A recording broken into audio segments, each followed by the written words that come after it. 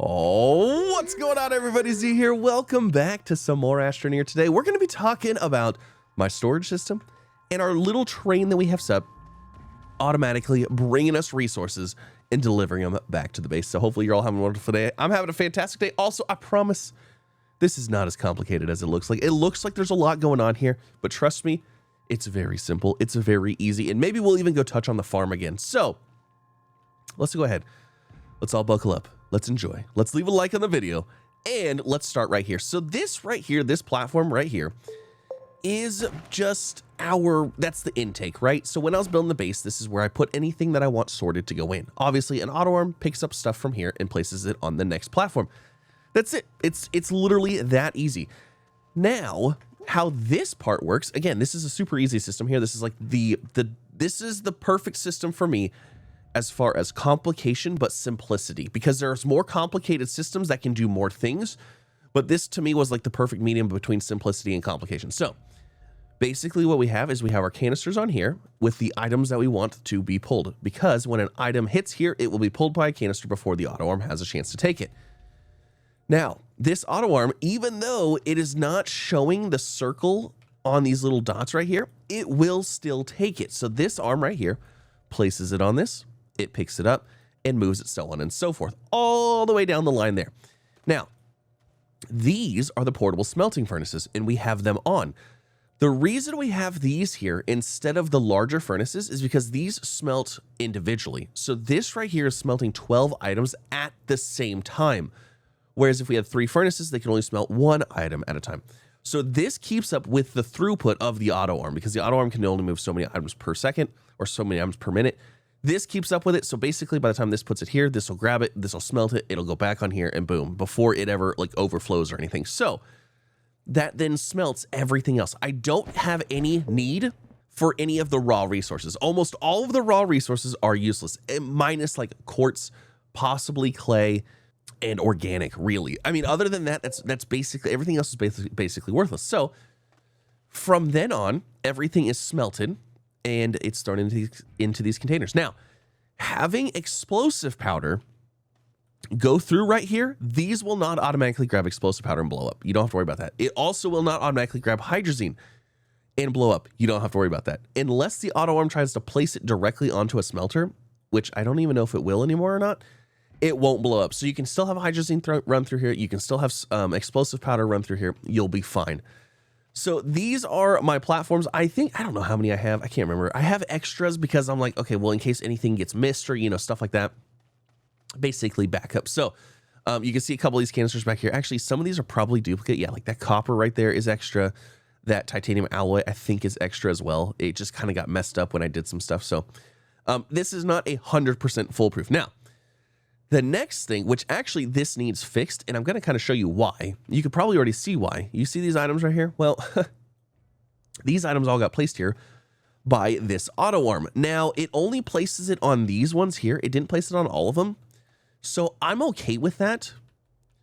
But if you don't want these items here, the reason is that this arm right here, it's close. You can see that circle. It's close to right there. So it put them up there. Now, the idea is that this one basically does the same thing as these, where if there is one of these gases on here, this will grab the gas before it has a chance to leave. So I just put a whole bunch of empty gas canisters. Same thing with soil canisters and hydrogen canisters. Those are all in here, basically just grabbing stuff. Nothing super crazy. Hopefully in the update, we're supposed to get large gas canisters and large soil canisters. So that'll be kind of cool. We'll probably change this up a little bit.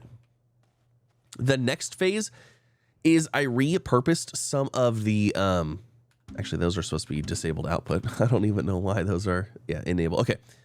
I repurposed some of my medium resource canisters. These are back here. So if for some reason a resource gets all the way through all of those and gets back here, these can then pick it up once again. It's basically just another backup. And then from there, everything that did not get sorted, by this point, all the materials, all the resources should all be sorted, smelted, and put away. From there, this arm then goes to here. It grabs this. It continues on. Then we made I made a sorter, a little system right here for exochips and for QTRGGs. Now, this system right here is a system that you may see a lot of people use. This is how you would sort out each item if you wanted each item on a platform. And this is where I decided, okay, I was like, I'm not going to do that. Because to make this work, you basically have to have this setup right here, these 3 platforms. So you have to have an auto arm placed onto a platform. That platform then needs to have a storage sensor on full or not full, because you're going to have a delay repeater on the other slot. So there's only one slot here for an item to go. So what happens is that this one's on, it places an item. Once that item hits here, this sensor sees, hey, this storage is full. It sends a signal to the delay repeater. The delay repeater waits 15 cycles and then turns this auto arm on. Now, the reason for the delay is so that way this auto arm has a chance to grab, if it is an exo chip, it has a chance to grab it before it turns off. So as you can see, it places it there, that grabs it. That one tried to place it there, but there was nothing else there. So once it's empty, once this one pulls it off here, it does it again. It sends another signal and says, hey, turn off. And then it recycles the thing over and over and over. So basically, all of these arms are going to be off by default. And then so when an item gets placed here, it turns on, it pulls it off, 15 seconds or 15 ticks later, it puts it on here and then turns itself back off. Now, you have to do that for each and every item you want sorted. I was originally going to do that for every single item I want sorted, but as you can see, imagine these storages. So each one of these holds 3 items. So if I wanted to do that, I would have to have 3 times as many platforms, 3 times as many auto arms. Actually, I'd probably have to have 5 times as many auto arms because it's like it takes like 2 or 3 per resource. So that's why I went with this setup. Not to mention the amount of platforms, all the stuff moving. I just thought simplicity, the simpler it is, the less likely it is to break. But I do know that this is not 100%. So that is kind of how this storage system works. Now, I will show you the back end over here. The back end is what I wanted to do. And if this isn't something you want to do, you can kind of get creative with this. Basically, the only 2 items I want auto sorted out were the QTRTGs and the exochips, because those are from the farm event.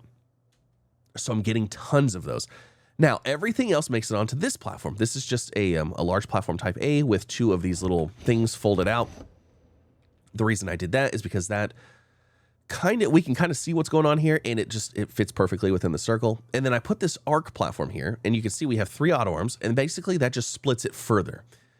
So this allows this one auto arm to then bulk store, I don't know, a few of these resource silos, if you will. But then what I do from here is I go through and I just look, and it's like, if one of these is starting to get full, it's like, let's say this one right here, it's getting full. It's like, I don't really need any of that. I've already got all the data disks, the light. I don't need any of this stuff. So I just bring it right over here, and I don't know why there's a soup on there. I bring it over here and I throw it on this, and this is our shredder. So it just automatically shreds everything. Now, something to keep in mind here, because I had people ask me about it and we figured it out. We did the science, we did the research for it, is during the event, you get hydrazine jetpacks. And depending if you have it automated, sometimes the hydrazine goes in the jetpack. It automatically puts it in there. So for example, okay, I don't have one for example, but basically hydrazine automatically gets thrown in there. You don't have to worry about it blowing up, because what happens is when the auto arm goes to take the jetpack and place it on the smelter, the hydrazine just pops off and falls on the ground. So we have this little guy set up here to grab the hydrazine and throw it into this canister if we need to. And then from there, we just have an auto arm storing scrap, and then scrap goes into this giant canister here, and then we can use that for whatever. So that is how my current system works. Now, like I said, it could be better. There's things that could be different. Like I said, I was going to go this individual sort everything route. But like I said, having storage sensor, like you'd have to have a platform for every single resource, a storage sensor for every single resource, a delay repeater for every single resource. So every single one of these would basically have to be like one resource. And I was like, that's just a lot of stuff, and I don't really want all of that stuff going. So then we played with it and we figured out that this does in fact work. I wasn't sure that it would pull from this, but it does. It pulls from it, no problem.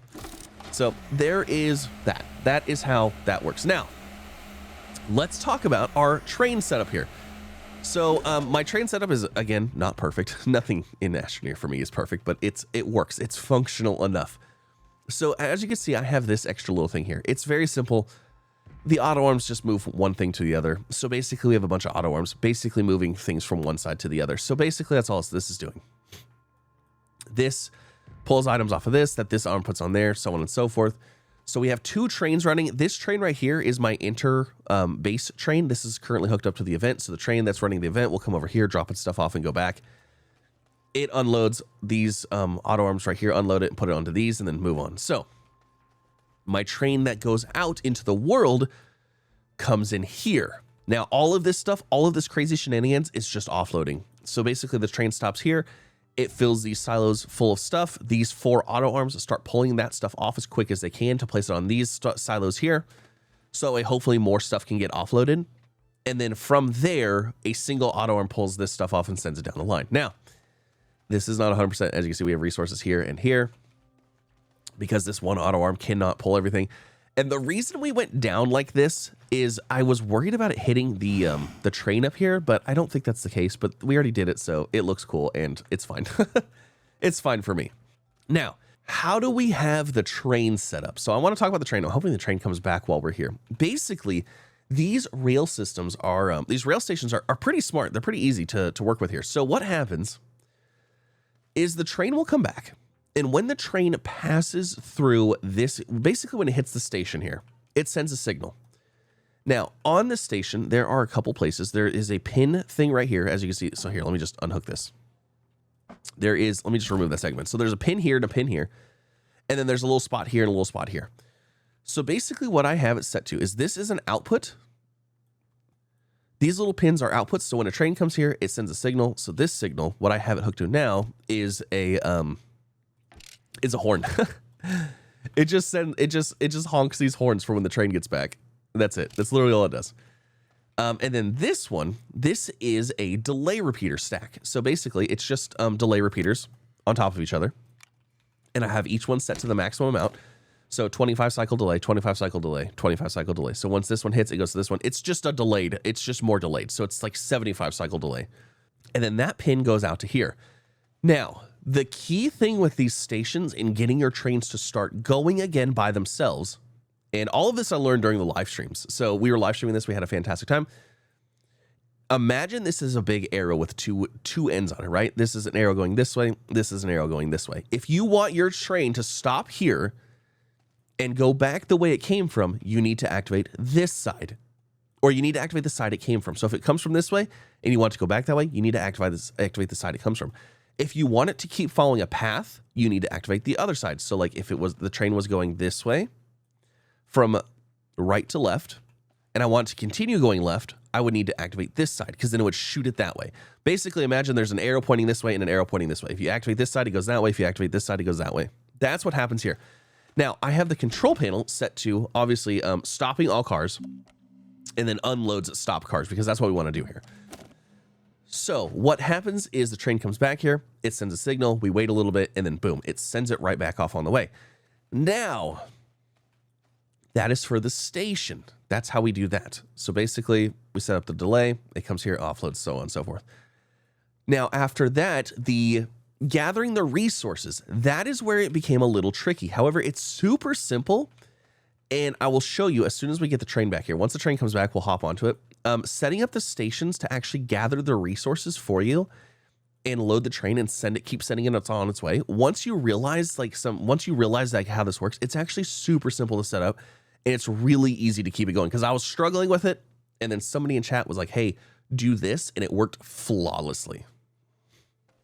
All right, so my train's back. I just called it because I was like, this is taking forever. Also, I forgot that we have low power right now. So that's kind of a bummer. Anyways, let's hop on here and I'll kind of show you what this does when it goes here. So train comes into the station. It automatically stops. All that stuff gets sent off. And then as you can see, my delay repeaters start their thing. Boom, boom, and then boom. Now, the reason for this was I was hoping that we would give it enough time to offload some more onto the storages. But then as you can see, it sent it back off the same way. Now, let's go talk about getting your resources and how you connect this up, because this is where things were getting a little tricky for me. Because I didn't want to run a loop. I wanted to run one line and have it just go from one line back and forth to the other. I didn't want to have a whole circle going. So I'm going to go ahead and stop here. But how this is working, it's actually super simple, and it works. It works with coal and when it's low power. Right now it's low power mode, and it's still fast enough that it works. If you are using a regular train, Or if you were using cars, you could always stack delay repeaters to make this work. But essentially what happens is these little arms have little pins on them as well. So when you cross this, it sends a signal. So we just have a delay repeater on here set to the maximum delay going to the direction that we're going. So if we are traveling this direction from this side, we're going to hit this goal, this post here, and we're going to want to continue going that way. So we're going to put it on the opposite side because this is going to say, hey, continue going that way. So then we go and we keep going and boom, it's good. It stops us for just a second and then we take off and continue on our way. Now, because we want to use the same rail to come back, we have one going backwards. So when the train's coming this way, it passes this, and this one hooks up to the opposite side saying, hey, we passed it, continue going this way. Now, you don't have to worry about activating the one on the way out because it doesn't do anything. So let's say you're in this train here, you're going into your station, it activates, you leave. And then you pass this one, it activates, it does nothing. There's nothing there to activate. You know what I mean? It's not going to call your car or anything like that. So I'll kind of go ahead and show you how this works because this was what made it work for us. So as you can see, the delay repeater started. We stopped for a second. We would have loaded if we had stuff, and then we continue on. Same thing here. Delay repeater just started. We stop here. It continues on. Now, like I said, even with low power, it has just enough time to activate it. So if you're having issues with it not catching the activation due to low power, you might need to throw another delay repeater on there. But basically, that's how we did that. And then going back, I just want to verify, I want to show you. So we passed that one right there. Delay repeater went. Uh-oh. That one actually did not work that time. So this might have been where my train was stuck. So what I need to do is I need to throw another delay repeater on here to account for possibly this one being too far away. Now, there's another way we could actually, we could probably fix this. Is if I went here and we actually moved this rail just a hair. Let me see if I can move it. Like that. And I bet now we go here, we go ahead and hit it again just to make sure. All right, so let's go back through it. So we stop and then we're good. So just because it moved closer to the station a little bit, it gave us a little bit more time. So it still functions and still works. So as you see, that one went off there. We're still good. Now, if you were at the end of your train line, so for me, Astronium is the last thing that we're actually harvesting. If you are at the end of your train line, basically what you do is you do the exact same thing, except for you put the pin on the other side. So we're going this way, we stop, I need to go back the other way, we put the pin on the side that we're going. So basically you just remember that if this is the side, if you want to go this way, this is the side you use. If you want to go this way, this is the side you use. So you just put it on the other side, boom, you pass it, it sends you back off on your way. Yeah, so that, I mean, that basically covers it. There's nothing else super crazy about it. That's my little auto system for gathering resources and storing them. We're going to be using this system for the megatech stuff for sure. So once we go on other planets and we start moving resources between, harvesting those and sending them to other planets, we're going to be using this quite a bit. Trains are very, very handy. They're very easy too. Once you kind of figure out how to use them, they're actually surprisingly easy to use. And what else is cool is depending on your system, you don't even need an engine. So for example, this rail car right here doesn't have an engine on it. All it has is a storage sensor that says, hey, if it's full or empty, send it. So basically, as soon as this gets full, it's going to send it on its way and it's going to go over there, unload. And once it's empty, it comes back over here and then reloads. So yeah, you don't even have to have an engine, which is actually pretty cool. Actually, here, I'll just show you. I'll just send it right now. Oh, hold on. There we go. Sometimes it does that. Sometimes it gets hooked on that. But yeah, basically it just goes on its way. It's not very fast, but it works and you don't have to have an engine for it. Also, I think it's because I still have low power. All right, here comes our little rail car. Doo-doo-doo. Come on, little buddy. And then once it empties here, it'll automatically go back. So this goes here. Maybe. Why are you not set to station loading? Loading. Oh, unloads. Oh, there we go. I don't know why that wasn't ticked. And then boom, it goes back on its way. And then now you can also see the sorting or the system in work here. So look, oh, there's a quartz. Oh, that's quartz on a smelter. So that one is actually going to make it all the way down the end because sometimes the smelters get quartz put on them. Let's see, graphite. Graphite should go into a storage right down here. you get a lot of extra resources with the exo event, which is very nice. I still recommend farm the snot out of it if you can. So that should be graphite right there, and boom. Boop. That's all it does. It's super simple. It's easy. It works. I like it. And yeah, simplicity. I tried to make it as simple as I could. So yeah, there it is. And like I said, this line, I had to steal these two from here because apparently I stole them. But this just unloads here and then basically unloads into the same system. So nothing super crazy there as well. But yeah, there it is. There you go. Hopefully that helps. If you guys enjoyed me, make sure you leave a like. If you're new here, consider subscribing. We're going to be playing the Megatech for sure. And leave some comments down below. Let me know. Are you using automation? Where are you at in your Astroneer journey? Are you excited for Megatech? Are you even going to touch Megatech? I'm curious. But thanks again. Have a wonderful one, and I'll see you next time. Bye, everybody.